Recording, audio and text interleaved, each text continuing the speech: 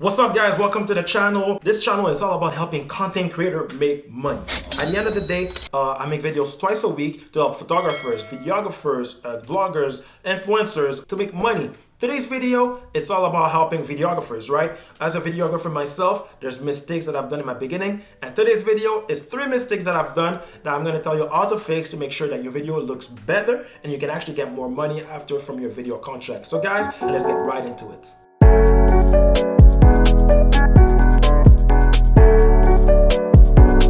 So the first mistake I want to talk about is lighting, right? A lot of people underestimate the value of lighting. You think that you can just fix the ISO and it's going to fix everything, but it is important to actually invest in lighting. As you can see, I'm using a big aperture light right now. If I don't use it, my video will be looking like this, right?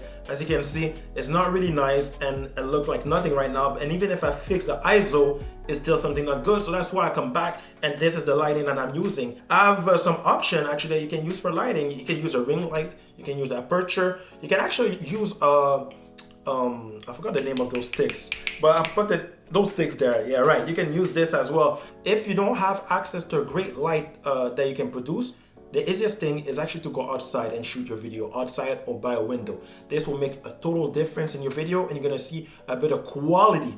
The second mistake is actually audio, right? So we talk about the image quality, but it's also important to consider the sound quality, right? In my beginnings, I used to vlog. So I had the Canon G7X, and for me, the audio was whatever I could take from the camera and that's it, right? But then once I start getting those corporate contracts, those recap videos and some interview videos, I realized that the sound of the camera is not enough, right? I mean, listen to this right now. So you see if I talk like this is the microphone of the camera itself. So the sound is not even that good, but I'm still in the control surrounding. But imagine if you want to shoot something outside, right?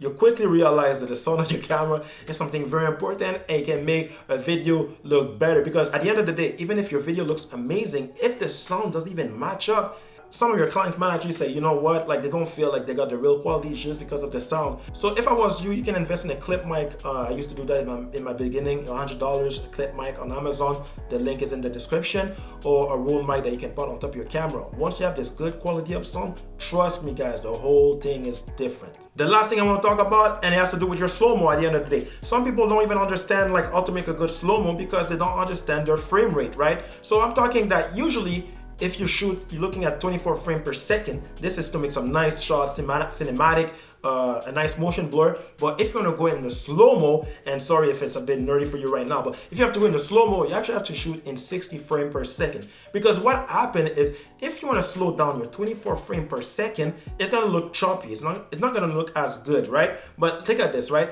Right now, this is a 24 per second shot. Looks good in 24 frames per second. Then I try to do a slow-mo with it. It's not looking good. Now, let me take a 60 frame per second and make a slow-mo with it. As you can see, this is the main difference. This is a setting that you can use in your camera. There's plenty of videos on YouTube that can help you showcase, or you can change your camera setting from a 24 frames to 60 frames per second. But this is actually something very important. In my beginning, I used to shoot everything in 24 frames per second. And then I realized that, yeah, my slow-mo was not looking good, right? But then once I was able to fix this, I realized that, this is why my slow-mo is not looking good. So this is a mistake that actually I've done. Those are mistakes that I've done in the past, and it's really important for you guys to consider. Being a videographer is not easy. Being a photographer is not easy.